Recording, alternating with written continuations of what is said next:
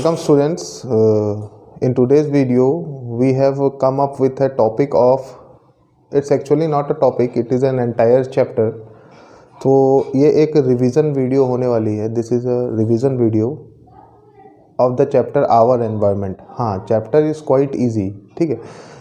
10th में biology के बाकी चैप्टर्स को देखें तो वो बहुत ही ज़्यादा कंसेप्चुअल चैप्टर हैं, लेकिन ये जो आवर एनवायरनमेंट है वो कंपैरेटिवली थोड़ा सा ईजी है. ठीक है. तो इस चैप्टर में से हम जो मेन टॉपिक्स, मेन एक्चुअली क्या है, एक रिवीजन, एक समरी टाइप से इस चैप्टर को प्रिपेयर करने की कोशिश करेंगे. तो जो मेन पॉइंट्स हैं जहाँ पे एग्जामिनेशन में क्वेश्चंस बन सकते हैं, क्वेश्चंस जिस टॉपिक से अराइज हो सकते हैं या जिस कंसेप्ट से क्वेश्चन अराइज हो सकते हैं, उन सारे कंसेप्ट्स को आज मैं डिस्कस करूँगा. ये वीडियो बहुत ही शॉर्ट और इन्फॉर्मेटिव होने वाली है. ठीक है. तो इस वीडियो को ध्यान से देखिए स्टार्टिंग से एंड तक. And by the end of this video I can ensure you that examination में आपका कोई क्वेश्चन छूटने नहीं वाला है इस चैप्टर से. ठीक है. सीबीएसई वाले स्टूडेंट क्लास 10 चैप्टर है आवर एनवायरनमेंट. ठीक है. बोर्ड एग्जाम्स में आप इस चैप्टर से 3 to 4 मार्क्स के क्वेश्चंस एक्सपेक्ट कर सकते हैं. ठीक है. तो वन शॉट वीडियो है ये, अराउंड 30 to 32 मिनट्स का ये वीडियो होगा. इस वीडियो को पूरा देख लीजिए, उसके बाद आप अपने नोट्स प्रिपेयर कर लीजिए और ये चैप्टर आपका कंप्लीटली तैयार हो जाएगा. ठीक है. तो लेट्स बिगिन द चैप्टर हम लोग बिगिन करते हैं. ठीक है. तो चैप्टर का नाम क्या है बच्चों? Our environment. ठीक है. तो इन छोटे छोटे पॉइंट्स मैंने यहाँ पे बना लिए हैं. इन पॉइंट्स को मैं एक्सप्लेन करूँगा और ये चैप्टर ओवर हो जाएगा. ठीक है. इन पॉइंट्स के हेल्प से हम इस चैप्टर को कवर करने की कोशिश करेंगे. ठीक है. तो सबसे पहला पॉइंट जो मैंने बोर्ड पे लिखा है, that is what we have to learn the concept of lithosphere, atmosphere and hydrosphere. ठीक है. तो ये तीनों के बीच में डिफरेंस क्या होता है? What is lithosphere, what is hydrosphere and what is atmosphere. ठीक है. तो इस कंसेप्ट को पहली बात है हमको समझना है. ठीक है. लिथोस्फीयर जैसे सपोज करो this is our earth, this is our entire earth. ठीक है. ये हमारे अर्थ है, पूरा अर्थ का पूरा हिस्सा है. तो अर्थ में मेनली क्या है? दो चीज़ें हैं, एक वाटर है और एक लैंड है. ठीक है. तो अर्थ पे जो लैंड वाला पार्ट है, the part which is covered by land. ठीक है. अर्थ का जो एरिया लैंड से कवर्ड है उस एरिया को हम क्या कहते हैं? Lithosphere.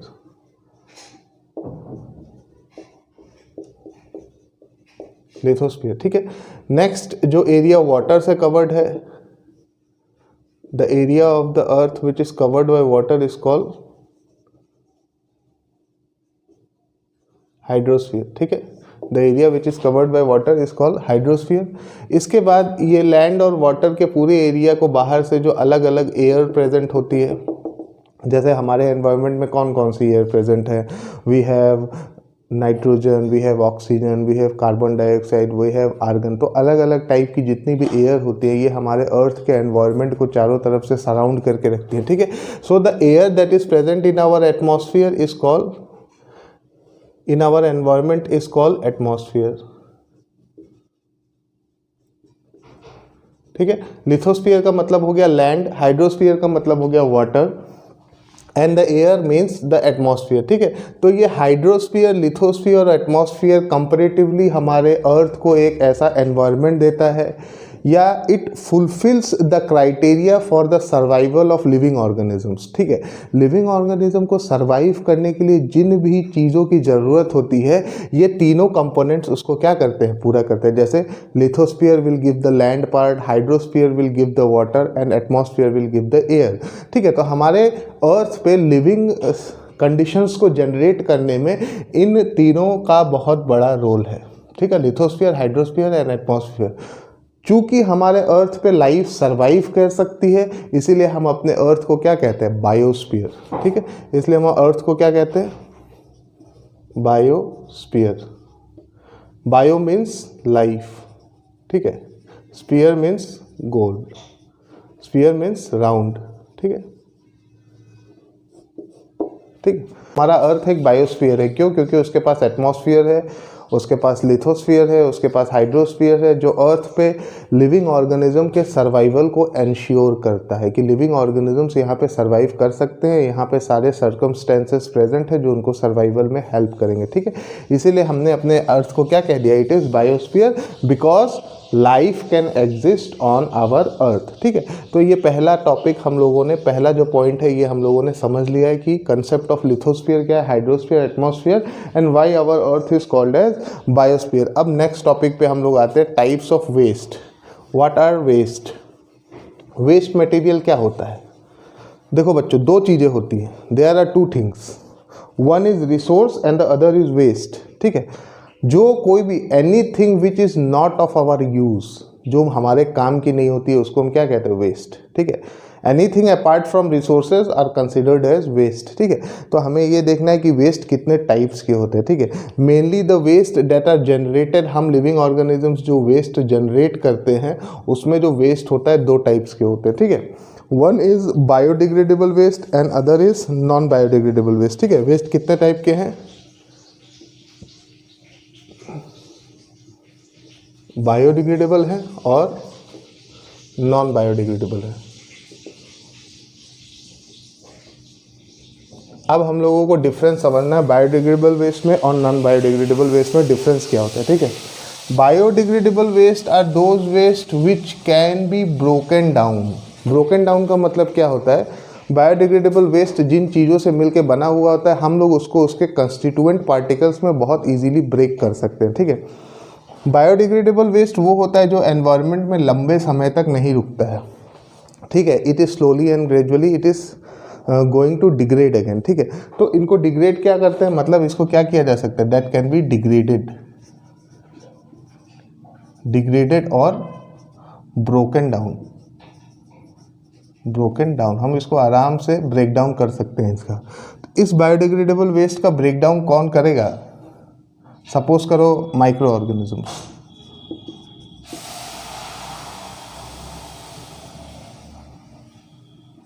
Micro organisms will degrade this waste. ठीक है, इसको इसके कंस्टिट्यूएंट पार्टिकल्स में ब्रेक डाउन कर देंगे और ये एनवायरनमेंट में बहुत लंबे समय तक नहीं रुकेगा, इसलिए ये ज़्यादा पोल्यूशन भी नहीं फैलाएगा, चाहे वो एयर पोल्यूशन हो, लैंड पोल्यूशन हो, है ना, वाटर पोल्यूशन हो।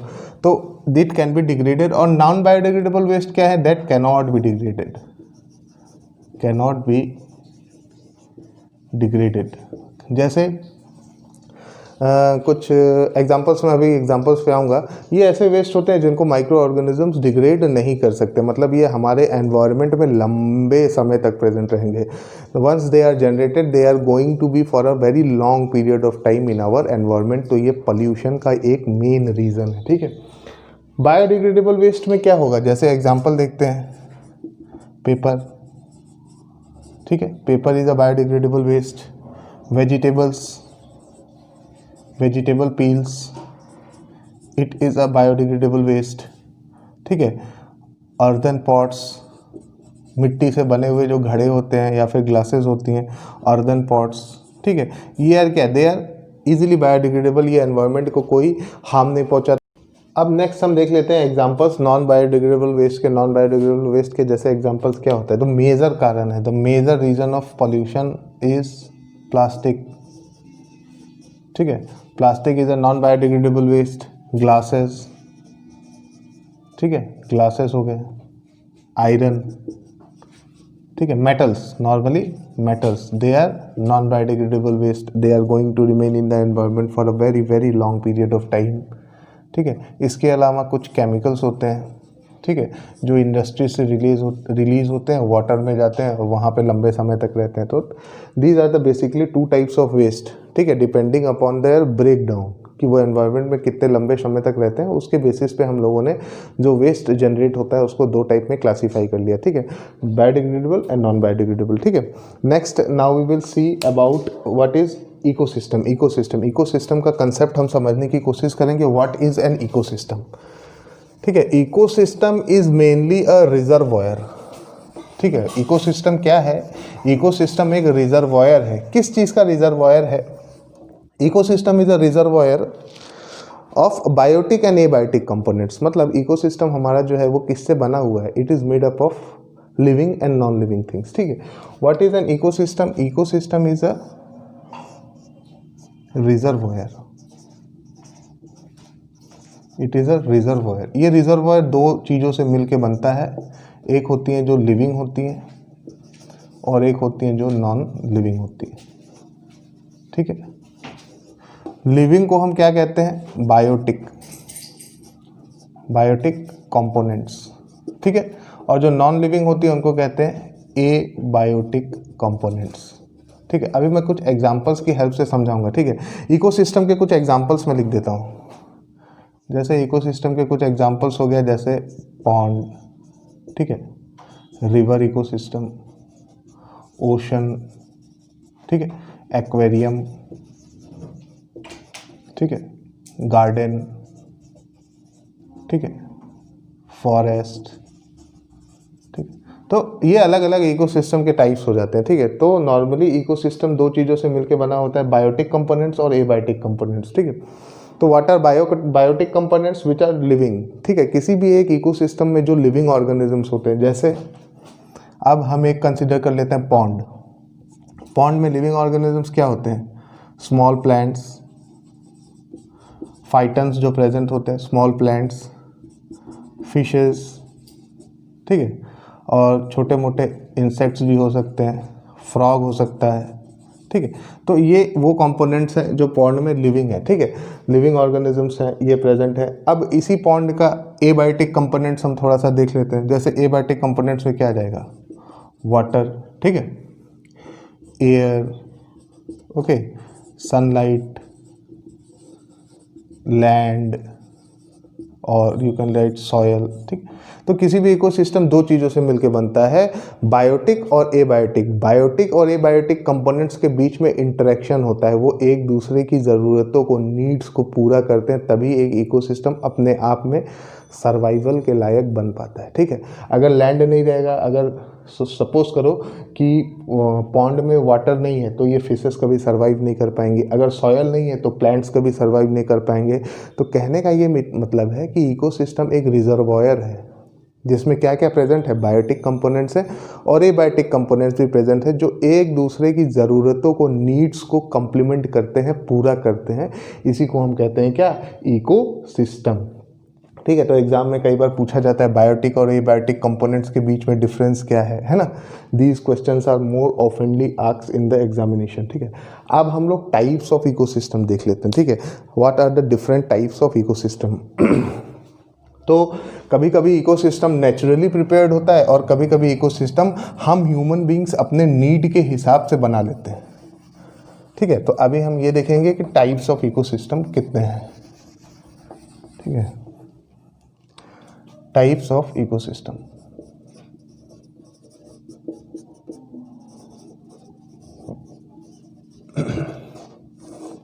Ecosystem are of two types, natural ecosystem and artificial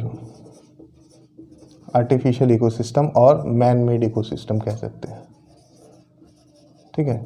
natural ecosystem के एग्जांपल्स होंगे, नेचुरल इकोसिस्टम को नॉर्मली बिल्डअप होने में बहुत ईयर्स लगते हैं and they can not be easily destroyed, ठीक है। वो बनने में भी उन्हें बहुत टाइम लगता है और फिर उनको डिस्ट्रॉय होने में भी बहुत टाइम लगता है। जैसे नेचुरल इकोसिस्टम का एग्जांपल क्या है, ओशन, फॉरेस्ट, ठीक है। ये वो इकोसिस्टम है जिसको ह्यूमन बींग्स ने अपने नीड के हिसाब से डेवलप नहीं किया है। It has taken a very long period of time to develop, ठीक है। डेवलप होने में इनको बहुत ज़्यादा लंबा समय लगा है। जैसे फॉरेस्ट हो गया, और एग्जांपल में हम देख सकते हैं रिवर इकोसिस्टम, ओके।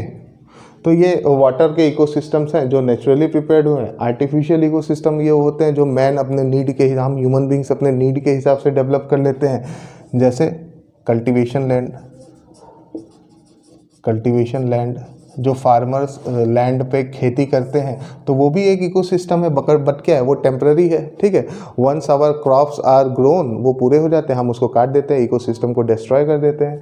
जैसे गार्डन, आपके घर के बाहर गार्डन होगा तो वो भी हम क्या है, मैन मेड इकोसिस्टम का एक एग्जांपल है। हमने अपने नीड के हिसाब से उस इकोसिस्टम को डेवलप किया है ना। जब भी मन करेगा चेंज कर देंगे, है ना, नए फ्लावर्स लगा देंगे, नए प्लांट्स लगा देंगे, है ना। और एक आर्टिफिशियल इकोसिस्टम का एग्जांपल है aquarium. Aquarium is an example of artificial ecosystem, man made ecosystem, है ना। तो ये टाइप्स ऑफ इकोसिस्टम हो गए, ठीक है। अब इकोसिस्टम में हमको नेक्स्ट टॉपिक क्या समझना है, वेरियस ट्रॉफिक लेवल, ठीक है। ट्रॉफिक लेवल समझना है। ये जो इकोसिस्टम में लिविंग और नॉन लिविंग थिंग्स एक साथ इंटरेक्ट करते हैं। ट्रॉफिक लेवल्स मतलब जो इकोसिस्टम में लिविंग ऑर्गेनिजम्स है उनको हमने कैटेगरी में डिवाइड कर दिया है। Categorisation of all the biotic factors of an ecosystem, ecosystem के कितने बायोटिक फैक्टर्स हैं उनको हम लोगों ने कैटेगरी में डिवाइड कर दिया है, क्लासीफाई कर दिया है depending upon their food habits. ठीक है, इकोसिस्टम में जितने भी लिविंग ऑर्गेनिजम्स होते हैं उनकी फूड हैबिट्स कैसी हैं, वो कहाँ से फूड डिराइव करते हैं, कौन सी चीज़ों का यूज़ करके फूड को बनाते हैं, उसके बेसिस पे हम लोगों ने इकोसिस्टम के सारे बायोटिक कंपोनेंट्स को क्लासीफाई कर दिया, राइट। तो हम वो किस में पढ़ेंगे, वेरियस ट्रॉफिक लेवल्स में हम इस चीज़ को पढ़ेंगे। Okay,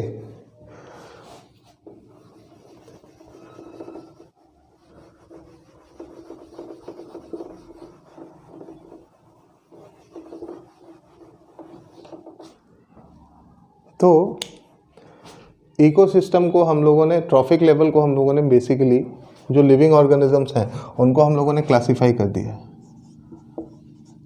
living organisms, we have classified the living organisms into, सबसे पहले जो ट्रॉफिक लेवल में आते हैं वो आते हैं प्रोड्यूसर्स। ठीक है, producers mainly consist of autotrophs.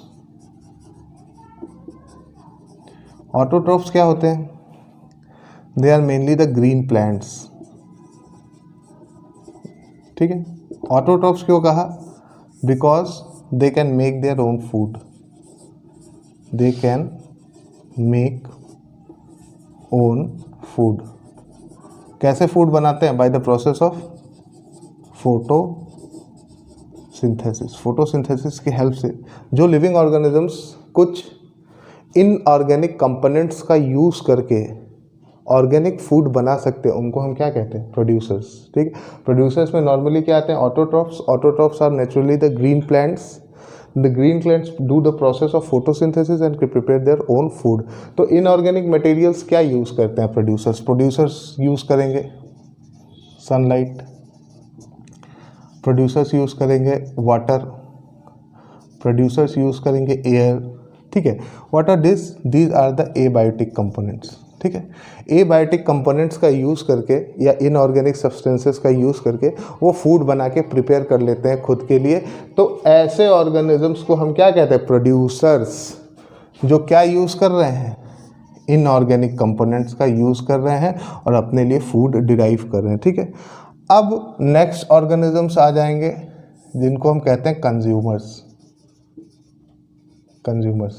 What are consumers, consumers cannot make their own food, they will depend upon the producers directly or indirectly।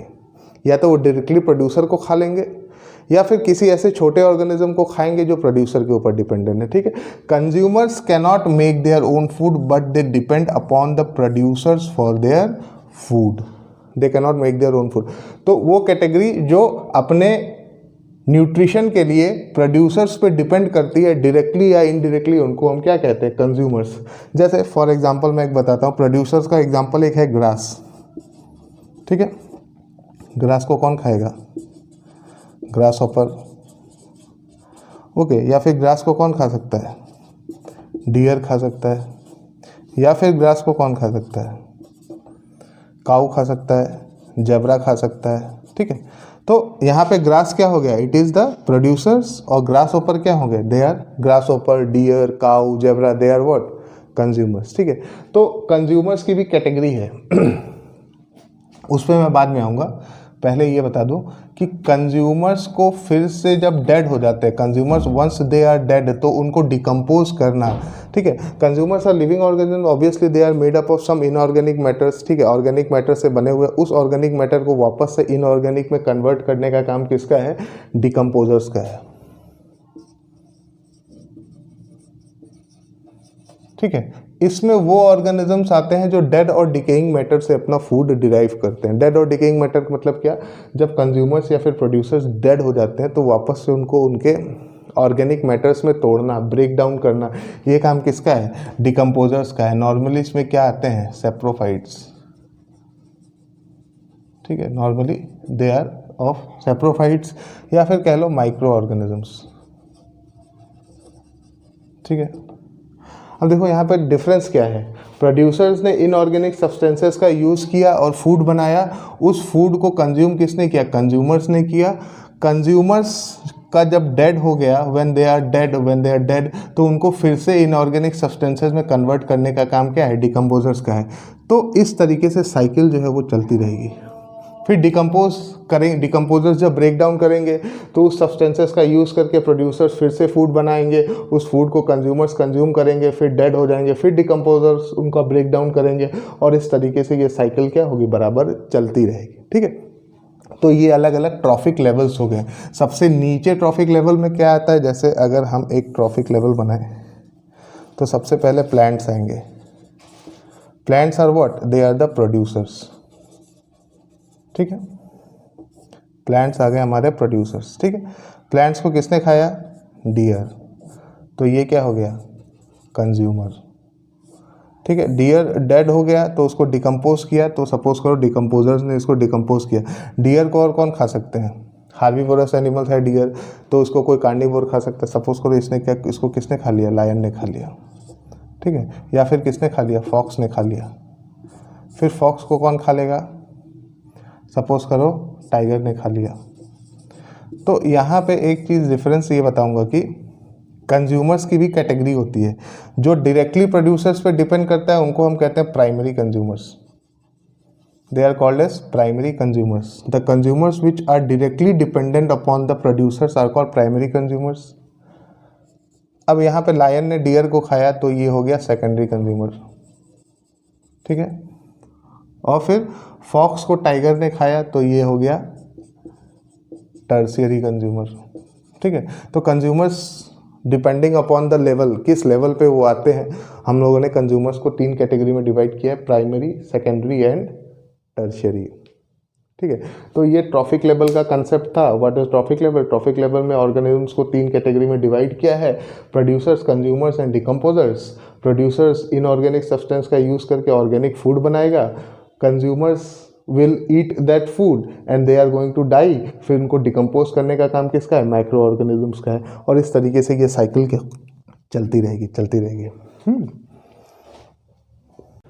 The next topic that we need to cover is about the food chain. ठीक है, food chain में हम ये देखेंगे कि living organisms अपने food habits के लिए एक दूसरे के ऊपर किस तरीके से डिपेंडेंट रहते हैं। ठीक है, तो मेनली हम एग्जांपल्स से समझने की कोशिश करेंगे कि फूड चेन में ऑर्गेनिजम्स एक दूसरे के फूड हैबिट्स पे कैसे इंटरडिपेंडेंट होते हैं, मतलब एक रिलेशनशिप को इस्टेब्लिश करने की कोशिश करेंगे हम। ठीक है, how the food habits of living organism in our environment are related to each other. ठीक है, एग्जाम्पल्स देखेंगे। फॉर एग्जाम्पल, किसी भी ट्रॉफिक लेवल में जो सबसे नीचे वाले level, the first trophic level, it consist of the plants. Plants means green plants, producers who can make their food by sunlight, right.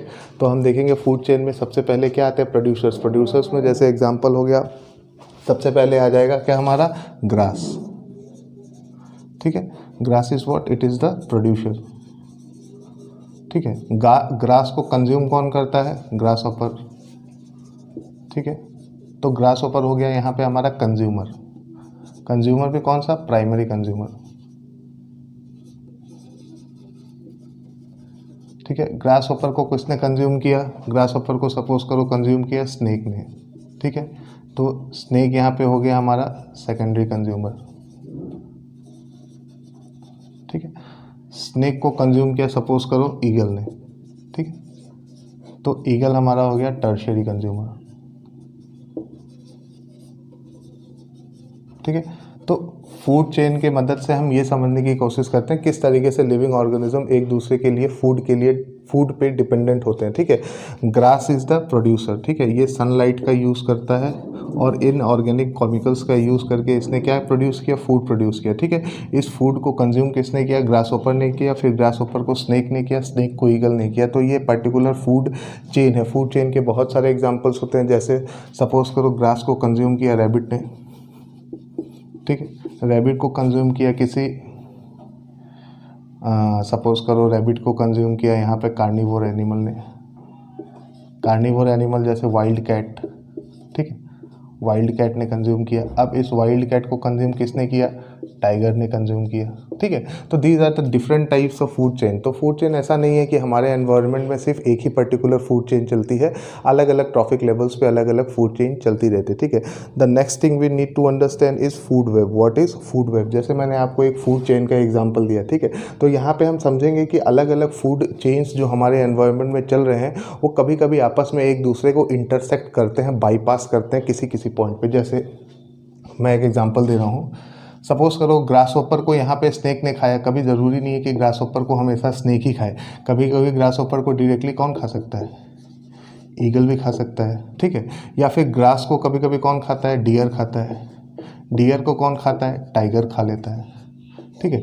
तो द पॉइंट इज दैट कि food web में क्या होता है, different food chains which are taking place in our environment intersect each other at different trophic levels। अलग अलग trophic levels पे food chains आपस में एक दूसरे को इंटरसेक्ट करते हैं। आसान भाषा में कहूँ तो फूड चेन जो चल रहे होते हैं वो आपस में एक दूसरे के रास्ते में आ जाते हैं। ऑर्गेनिजम्स एक दूसरे को भोजन बनाकर खा लेते हैं, ठीक है। तो ये कंसेप्ट हो गया हमारा किसका? फूड वेब का। फूड वेब, ठीक है। नेक्स्ट चीज़ जो हमको देखनी है वो क्या है? फूड पिरामिड, ठीक है।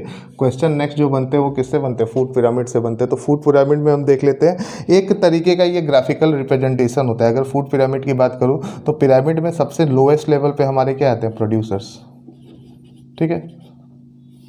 तो producers come at the lowest trophic level. Producers में क्या आ जाएंगे? प्लांट्स आ जाएंगे, ठीक है। प्रोड्यूसर्स के ऊपर आते हैं हमारे प्राइमरी कंज्यूमर्स, ठीक है। प्राइमरी कंज्यूमर्स में मेनली हार्बीवोरस एनिमल्स आते हैं, हार्बीवोरस एनिमल्स। प्राइमरी कंज्यूमर के ऊपर क्या आ जाएंगे? टर्शियरी कंज्यूमर्स, ठीक है। जैसे टाइगर, ईगल, ठीक है, इस तरीके के कंज्यूमर्स। उसके बाद फाइनली आ जाएंगे टर्शरी कंज्यूमर्स, जैसे ईगल, ठीक है, टाइगर, लायन एक्सेट्रा। तो ये जो रिप्रेजेंटेशन है पिरामिड की हेल्प से हम किसी भी फूड चेन को रिप्रेजेंट करते हैं, तो इसी को हम क्या कहते हैं? फूड पिरामिड कहते हैं, ठीक है। तो ये तीनों कंसेप्ट्स हैं जिससे क्वेश्चन 1 मार्क्स या 2 मार्क्स के आप एक्सपेक्ट कर सकते हैं एग्जामिनेशन में, ठीक है। नेक्स्ट चीज़ जो हमको कंसेप्चुअल चीज़ समझनी है दैट इज़ द 10% लॉ, ठीक है। व्हाट इज़ 10% लॉ, ठीक है। इसको डिस्कस कर लेते हैं बच्चों। What is 10% law?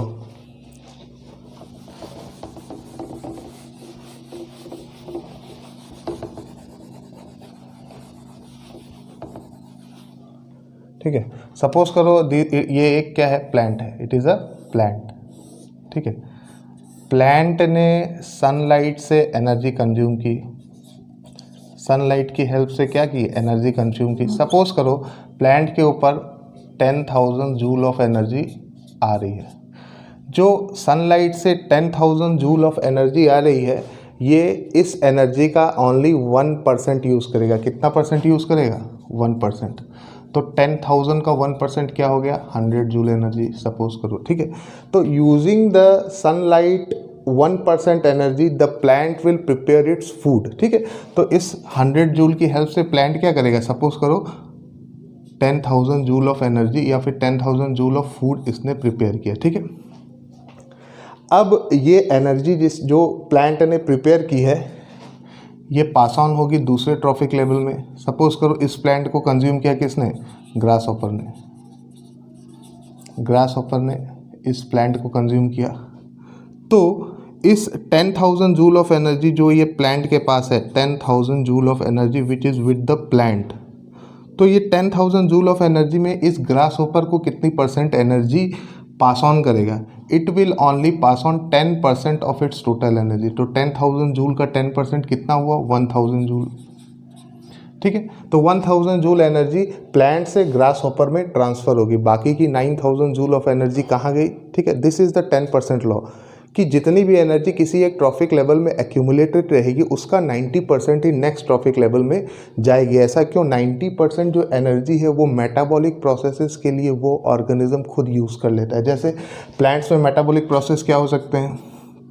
ट्रांसपोर्टेशन, ठीक है, फोटोसिंथेसिस, ठीक है। तो लिविंग ऑर्गेनिम्स के बॉडी के अंदर जितने भी मेटाबॉलिक प्रोसेसेस हो रहे हैं उसके खुद के नीड के लिए जो एनर्जी चाहिए वो 90% खुद के लिए यूज़ कर लेता है और उसका 10% वो रेडी रखता है नेक्स्ट ट्रॉफिक लेवल में पास ऑन करने के लिए। अब ये ग्रास हॉपर के पास सपोज करो 10,000 जूल्स ऑफ एनर्जी आया, इस ग्रास हॉपर को किसने कंज्यूम किया? सपोज करो इस ग्रास हॉपर को कंज्यूम किया किसने? फ्रॉग ने। इस ग्रास हॉपर को कंज्यूम किया फ्रॉग ने। तो इस 10,000 जूल जो ग्रास हॉपर के पास प्रेजेंट है वो इसका 10% पास ऑन कर देगा फ्रॉग का। तो 10,000 जूल का 10% कितना हुआ? 100 जूल। ठीक है, 90% जो इसका है या फिर 900 जूल ऑफ एनर्जी ये ग्रास हॉपर अपने मेटाबॉलिक प्रोसेस में यूज़ कर लिया। ठीक है, नेक्स्ट अगर फ्रॉग को कंज्यूम किया किसने? स्नेक ने। तो स्नेक को इस 100 जूल का 10% मिलेगा, मतलब 10 joule. 90 joule will be consumed by the frog for its metabolic process. तो इसी कंसेप्ट को हम क्या कहते हैं? 10% लॉ। ठीक है, अगर आप इसकी डेफिनेशन देखना चाहते हैं तो आपको PDF इस वीडियो के लिंक में मिल जाएगा विथ प्रॉपर डेफिनेशन, राइट। अभी हम सिर्फ इस कंसेप्ट को समझेंगे कि 10% लॉ में कंसेप्ट क्या है। ठीक है, नेक्स्ट टॉपिक जो हमें समझना है वो क्या है? Bio accumulation, right. Bio accumulation.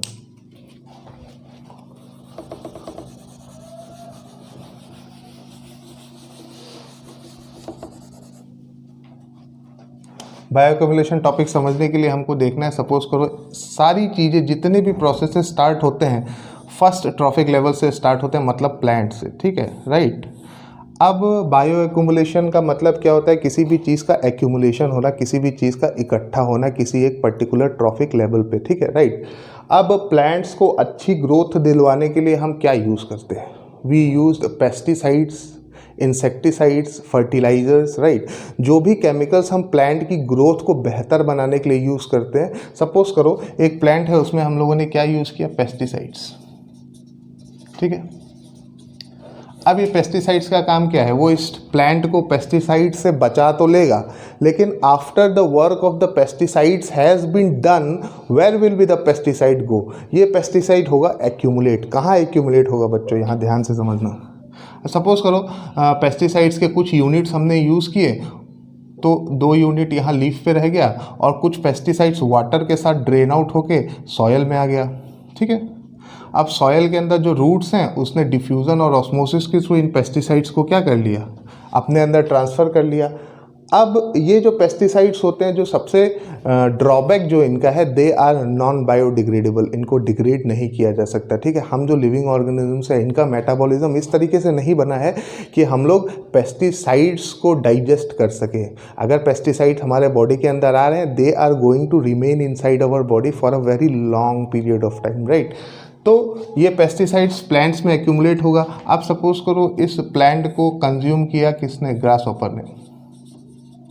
Grass hopper ने, ठीक है, ग्रास हॉपर ने इस पेस्टिसाइड्स को कंज्यूम किया। अब सपोज करो पर्टिकुलरली एक लीफ के अंदर 3 यूनिट्स ऑफ पेस्टिसाइड्स हैं। ठीक है, अब इस तरीके की इसने 3 लीव्स खा ली, तो 3 × 3 मतलब 9 units of this pesticides are going inside the grasshopper. ठीक है, अब इस ग्रास हॉपर को कौन खाएगा? सपोज करो फ्रॉग ने खाया। ठीक है, तो वो सिर्फ एक ही ग्रास हॉपर तो खाएगा नहीं, एक ग्रास हॉपर के अंदर 9 यूनिट्स ऑफ पेस्टिसाइड्स हैं। तो सपोज करो इसने 3 ग्रास हॉपर खाएं तो इसके अंदर 27 यूनिट्स ऑफ पेस्टिसाइड्स आ गए, राइट। अब ऐसे ही 3 फ्रॉग को सपोज करो स्नेक ने खा लिया, तो उसके अंदर कितने आ जाएंगे? Around 70 something, right. ठीक है, तो देखो हर ट्रॉफिक लेवल पे पेस्टिसाइड्स का कंसंट्रेशन बढ़ता जा रहा है। प्लांट्स के अंदर पेस्टिसाइड्स का कंसंट्रेशन क्या था? 3 यूनिट्स। फिर ऐसे ही प्लांट को कंज्यूम किया ग्रास हॉपर ने, उसके अंदर 9 यूनिट्स आ गए। फिर फ्रॉग ने कंज्यूम किया तो 27 यूनिट्स आ गए। स्नेक ने कंज्यूम किया तो उससे भी ज़्यादा हो गया। हर ट्रॉफिक लेवल पे पेस्टिसाइड का एक्यूमुलेशन बढ़ता जा रहा है। ठीक है, तो जब पेस्टिसाइड्स का एक्यूमुलेशन बढ़ रहा है मतलब ये मैग्नीफाई हो रहा है, बढ़ते जा रहा है। इसी का मतलब होता है बायो मैग्निफिकेशन। एक्यूमुलेशन क्या है? मतलब ये ग्रास हॉपर है, इसके अंदर पेस्टिसाइड्स एक्यूमुलेट हो रहा है, तो accumulation of pesticides at one trophic level is called bioaccumulation, and accumulation of pesticides और increase in the accumulation of pesticides after each trophic level is known as biomagnification. This is called as biomagnification, right? इसके बाद अगला topic पढ़ना है हम लोग को ozone layer, ठीक है। Okay student, the next topic that we need to discuss is about ozone layer, ठीक है। What is the significance of ozone layer for our atmosphere. Ozone layer की क्या अहमियत है हमारे अर्थ के ऊपर, ठीक है। What is the function that the ozone layer is doing, और we will study about what are the reasons behind the depletion of ozone layer. Ozone layer जो टूट रही है या ओजोन के लेयर के अंदर जो होल्स हो रहे हैं, ये होल्स होने के क्या रीज़न है, हम इसके ऊपर थोड़ा सा समझने की कोशिश करेंगे, ठीक है। तो सबसे पहले स्टार्ट करते हैं formation of ozone layer. Ozone layer form कैसे हुई, उसका हमारे अर्थ में क्या फंक्शन है, वो किस तरीके से हमको प्रोटेक्शन देता है। Next we will come to the reasons कि ओजोन लेयर में जो होल्स हो रहे हैं या ओजोन लेयर के जो डिप्लीशंस हो रहे हैं, एग्जामिनेशन पॉइंट ऑफ व्यू से ये थोड़ा इम्पॉर्टेंट टॉपिक है as compare to the other topics that I have discussed in this class, right. तो हम देखते हैं, तो ओजोन लेयर का डायग्राम पहले हम लोग देखते हैं। The diagram of earth, suppose करो दिस इज आवर अर्थ, ठीक है, दिस इज आवर अर्थ, ठीक है। अर्थ में चारों तरफ से अर्थ को सराउंड करता है हमारा atmosphere, this is the atmosphere, ठीक है। तो the outer most layer of the atmosphere, हमको डिस्कस किसके बारे में करना है, the outer most layer of atmosphere. हज़ारों साल पहले, million and millions of years ago, जो हमारे एटमॉस्फेयर की आउटर लेयर थी वो सिर्फ और सिर्फ ऑक्सीजन कंसिस्ट करती थी। The outer layer of the atmosphere consisted of oxygen, right. यहाँ पे हर जगह क्या प्रेजेंट था, ऑक्सीजन प्रेजेंट था, ठीक है। फिर सन से सनलाइट आती थी, इस सनलाइट के अंदर क्या प्रेजेंट होते थे, यूवी रेज, ठीक है। तो यूवी रेज ने क्या एक्शन किया मैं आपको बताता हूँ। ऑक्सीजन का जो मॉलिक्यूल था इसको यूवी रेज ने ब्रेक कर दिया O2 में, ऑक्सीजन के एटम्स में ब्रेक डाउन करने लगा, ठीक है। तो ये जो ऑक्सीजन का फ्री मॉलिक्यूल्स था इसने O2 के साथ कॉम्बिनेशन करके क्या बना लिया, O3, ठीक है। और धीरे धीरे जो एटमॉस्फेयर की जो आउटर मोस्ट लेयर थी वो क्या हो गई, हर तरफ O3 हो गई। मतलब the outer most layer of our atmosphere consist of the ozone layer, ठीक है। अब ये जैसे ही O3 मॉलिक्यूल्स बने, ठीक है, O3 मॉलिक्यूल्स का जैसे ही प्रोडक्शन हुआ, यूवी रेज ने ऑक्सीजन के मॉलिक्यूल का ब्रेक डाउन किया, ऑक्सीजन एटम्स ने, जो फ्री ऑक्सीजन एटम्स थे उन्होंने ऑक्सीजन मॉलिक्यूल के साथ कॉम्प्लेक्स का फॉर्मेशन किया और क्या बना लिया, O3, ठीक है। इस O3 मॉलिक्यूल की हम क्या कहते हैं, ओजोन, ठीक है। तो जैसे ही ओजोन लेयर की फॉर्मेशन हुई हमारे एटमॉस्फेयर के आउटर मोस्ट लेयर पे, तो यूवी रेज जो थे वो एटमॉस्फेयर की लेयर को या फिर इसको पेनिट्रेट करके अर्थ तक नहीं पहुंच रहे थे, दे वर डाइवर्टेड बैक, ठीक है। तो ओजोन लेयर का फंक्शन हम यहाँ से बहुत इजीली समझ सकते हैं कि the function of ozone layer is to block the ultraviolet rays that are coming from the sun. Sun से जो हार्मफुल अल्ट्रा वायलेट रेज आ रही हैं हमारे अर्थ पे, उनको रोकने का काम क्या है, O3 का है या फिर ओजोन का है। तो यहाँ से आपको ओजोन का फंक्शन क्लियर हो गया था। अल्ट्रा वायलेट रेज अगर हमारे अर्थ पे डायरेक्टली गिरने लगेंगी तो it is very much harmful for the living organisms on earth, ठीक है। तो O2 नॉर्मली गिरती है तो हमारे बॉडी के अंदर कौन कौन से चेंजेस आते हैं, हमारे स्किन में म्यूटेशन होता है जिसकी वजह से स्किन कैंसर कॉज होता है, ठीक है। This is the main reason, ठीक है। यूवी रेज से होने वाली सबसे बड़ी बीमारी है स्किन कैंसर। तो यूवी रेज को प्रोटेक्ट कौन कर रहा है या फिर हमारे अर्थ के सराउंडिंग में आने से रोक कौन रहा है, O3, ठीक है। ये नॉर्मल फेनोमिना था, इस वजह से यूवी रेज हमारे अर्थ के एटमॉस्फेयर तक नहीं पहुँच पा रही थी। लेकिन अब चेंजेस क्या है, वी आर ह्यूमन बींग्स। तो ह्यूमन बींग्स ने क्या जनरेट करना स्टार्ट किया, पॉल्यूशन जनरेट करना स्टार्ट किया। और मेनली वो पॉल्यूटेंट कौन सा है जो ओजोन लेयर को डिप्लीट कर रहा है या फिर ओजोन के अंदर होल्स क्रिएट कर रहा है, वी स्टार्ट प्रोड्यूसिंग CFC, ठीक है बच्चों। इसका फुल फॉर्म एग्जामिनेशन में बहुत पूछा जाता है। CFC स्टैंड फॉर क्लोरोफ्लोरोकार्बन्स, ठीक है। ये क्लोरोफ्लोरोकार्बन्स प्रोड्यूस कहाँ से होते हैं, they are produced from refrigerators. ठीक है, रेफ्रिजरेटर्स क्या होते हैं, बहुत बड़े बड़े कोल्ड स्टोरेज इंडस्ट्रीज़ हैं, वो लगातार क्या कर रही हैं, चीज़ों को स्टोर करने के लिए, उनकी लाइफ को बढ़ाने के लिए लगातार क्या प्रोड्यूस कर रही हैं, क्लोरोफ्लोरोकार्बन्स। हमारे कार में जितनी भी एसीज लगी होती हैं वो क्लोरोफ्लोरोकार्बन प्रोड्यूस करते हैं। हमारे घर में जितने एयर कंडीशंस लगे होते हैं, रेफ्रिजरेटर्स लगे होते हैं, वो क्लोरोफ्लोरोकार्बन्स प्रोड्यूस कर रहे हैं। ठीक है, तो हमारे अर्थ पे हमने क्या प्रोड्यूस करना स्टार्ट कर दिया, chlorofluorocarbons. Now this chlorofluorocarbon is going into our atmosphere. Chlorofluorocarbon ऐसा तो है नहीं कि हमारे सराउंडिंग में ही प्रेजेंट रहेगा, it is a gas, it is going upward. Upward जैसे ही जाएगा ये एटमॉस्फेयर के आउटर लेयर में पहुंचेगा और किसके साथ रिएक्शन करेगा, ओजोन लेयर के साथ। This CFC is going to react with the ozone layer and break down the ozone molecule back into oxygen and free oxygen atom। ठीक है, तो इससे क्या होगा, CFC ओजोन लेयर जा रहा है, ओजोन लेयर तक जा रहा है, अब ये ओजोन लेयर को वापस ब्रेक कर रहा है और इसको क्या बना रहा है, O2 में कन्वर्ट कर दे रहा है। अब जहाँ पे ये O2 कन्वर्ट हुआ वहाँ से UV रेज डायरेक्टली हमारे अर्थ पे गिरना स्टार्ट हो गई। This is the major reason behind the depletion of ozone layer around our earth. तो ओजोन लेयर का फंक्शन क्या था, why is ozone layer called as protecting blanket, क्योंकि वो हमको यूवी रेज से प्रोटेक्ट करता था। क्लोरोफ्लोरोकार्बन्स ने यूवी रेज आने के लिए ओजोन लेयर को क्या कर दिया, ब्रेक कर दिया, then UV rays can get through directly to the earth. तो ये सिग्निफिकेंस है हमारे ओजोन लेयर या फिर ओजोन लेयर के डिप्लीटेशन का मेजर रीजन है the production of CFCs, right.